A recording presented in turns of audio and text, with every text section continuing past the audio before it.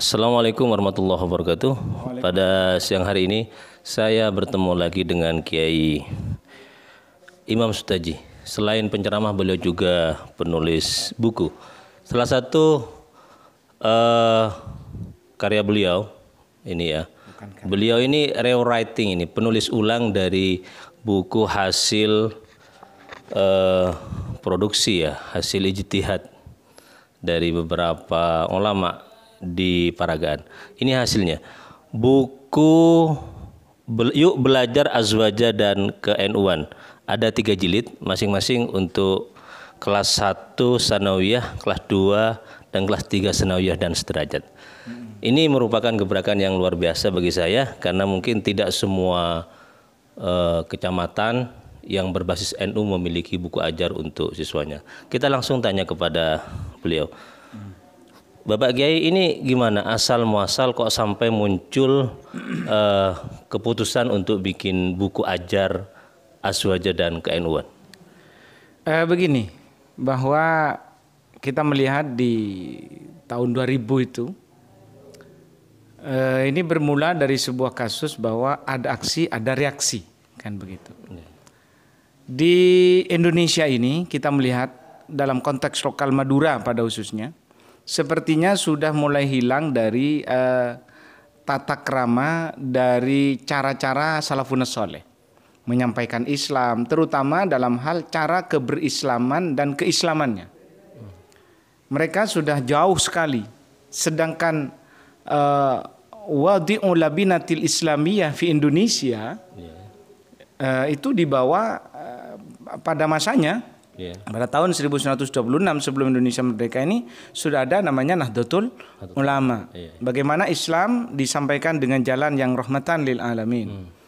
Kita melihat di segmen pendidik, maksudnya bukan pendidik, di segmen peserta didik, anak-anak usia sekolah dari MI, Anawiyah atau SD, SMP, ini mulai hilang karakter penyampaian keilmuan yang caranya menurut salafun saleh.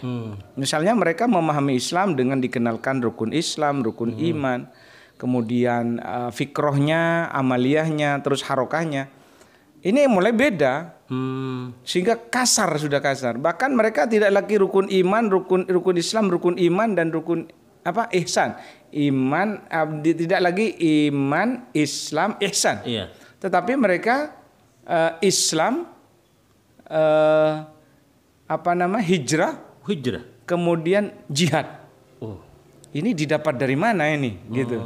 Jadi mereka menanamkan Islam itu mulai seperti itu. Jadi Islam, hijrah, jihad. Sedangkan dulu ulama kita kan nggak begitu. Makanya di sini buku ini mengulas bagaimana Islam itu ditanamkan kepada anak didik kita. Mereka, Oke, berarti sudah kehilangan identitas KNU-an begitu ya. Identitas karakter asli orang Madura sebagaimana yang dibawa oleh kiai-kiai NU terdahulu.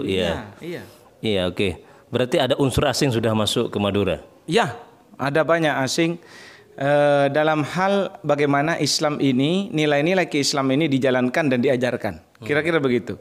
Begitu santunnya ulama dulu, mereka menanam Islam itu dengan cara menanam budaya. Kita lihat tahun 1124 itu, bagaimana dengan runtuhnya Ottoman gitu, sehingga ulama kita ini pergi ke Arab. Kiai Wahab Hasbullah yang diutus pada waktu itu fakta sejarah baru sekarang ditemukan bahwa bukan diutus ikut multaqo alami al-islami saja. Dia itu memang ke sana dalam rangka untuk melihat kondisi ulama Arab. Karena Islam sudah gagal diterapkan. Di Turki gagal, di Arab gagal. Kenapa? Itu gagal karena agama diterapkan menggunakan instrumen negara. Nah, tetapi di Indonesia kita hari ini satu-satunya Islam bisa ditanam di Indonesia dengan tidak adanya pertengkaran peperangan dengan menggunakan instrumen budaya. Oke Bapak Kiai, kembali kepada buku. Ini bukunya 3 ya, kelas 1, kelas 2 dan kelas 3 SMP ya, dan sederajat. Kenapa kok SMP? Kok tidak dari akarnya yang lebih bawah misalnya MI? Ada. Jilid 1, 2, 3 juga ada, tapi itu mulai di kelas 4, 5, 6 SD MI. Oh iya, oke. Luar biasa. Bisa digambarkan secara global Bapak Kiai isi buku ini? Oke. Di dalamnya itu berisi tentang pertama bagaimana Islam. Jadi Islam yang kita pahami dari Rasulullah itu melalui sanad, dan itu hari ini dapat dimudahkan oleh ulama cara belajarnya kita, yakni kita Islamnya menggunakan sistem madhab kita, cara bermadhab. Madhabnya kepada siapa? Imam yang 4, Imam Hanafi, Maliki, Syafi'i dan Hambali. Itu dari sisi syariat fikihnya. Kemudian dari sisi tauhidnya digambarkan misalnya bagaimana Imam Asy'ari dan Maturidi dengan sifat itu akidah tauhidnya. Kemudian tasawufnya di situ kita Imam Ghazali dan Junaid Al-Baghdadi. Nah, ini salah satu pokok isinya. Kemudian di dalamnya juga ada sejarah. Nah, sejarah ini penting. Sejarah ini adalah bagian cara kita memahami NU yang benar juga. Makanya di dalam ini disebutkan sejarah berdirinya NU, sejarah didikannya negara ini, bagaimana NU berupaya merebut kemerdekaan, bagaimana menjaga hukum Islam.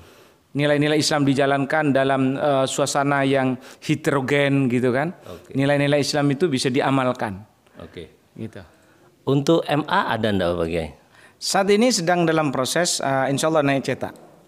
Misalnya buku ini digunakan untuk sekolah-sekolah di luar kecamatan Pakampun ini Pak Kiai? Peragaan. Ini bisa enggak? Sangat bisa. Kenapa tidak? Oh, berarti tidak perlu izin ya?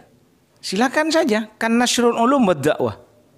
Silakan, kalau mereka saja ya bisa mempromosikan propagandanya, mengapa kita tidak bisa memasarkan kebaikan yang kita pahami? Kalau diperjualbelikan misalnya bagaimana? Jadikan komoditi dagangan misalnya? Iya, bahwa ilmu memang tidak bisa dibeli, tapi ilmu bukan gratis. Artinya tidak boleh gitu ya kalau dijual belikan. Ya enggak, gitu loh maksudnya, bahwa dalam proses naik cetak ada biaya percetakan, silakan aja. Mau difotokopi, oke, nggak masalah. Asal jangan dijadikan barang komoditi. Terakhir Pak Kiai, apa ini harapan setelah buku ini tercetak dan disebarkan ke berbagai lembaga pendidikan? Begini. Harapannya adalah terutama kepada anak didik kita dan para pengajar di satuan pendidikan tingkat SD, MI, kemudian SD, SMP dan MI Sanawiyah. Bagaimana kita kembali back to awal, kembali ke dulu. Back to the nature. Ya, kembali ke pengaturan awal.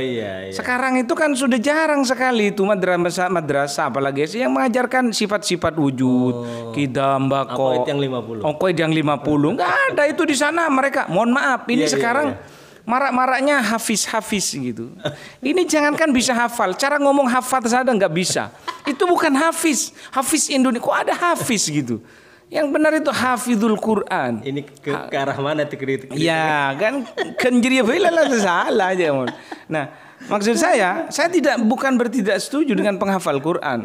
Tapi tolong ulama-ulama kita itu bukan kemudian Quran, tetapi mereka ini beliau khawatir Al-Quran itu menjadi la yujawizu halakimahum. Tidak sampai kepada hatinya. Makanya lebih penting bagi kita ini bukan menghafal Qurannya, tapi memahami Al-Qurannya itu. Dengan berbagai disiplin keilmuannya, ulumul Qur'annya, amsalul Qur'annya, kemudian balagatul Qur'annya, munasabatul ayah bil ayah, kemudian banyak sekali itu. Dan kalau kita bicara ini, tidak cukup 10 tahun kita mondok itu untuk bisa dalam, apalagi hanya 1 hari.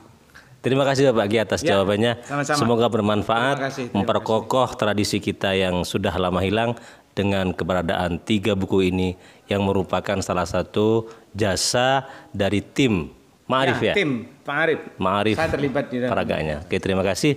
Semoga bermanfaat. Assalamualaikum warahmatullahi wabarakatuh. Waalaikumsalam.